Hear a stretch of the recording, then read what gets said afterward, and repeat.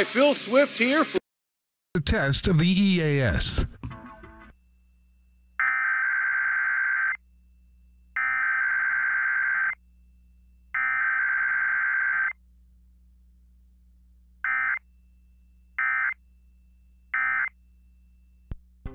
This station is testing its emergency alert equipment. The EAS provides timely emergency warnings. This station serves the extended Pittsburgh operational area. This concludes this EAS test.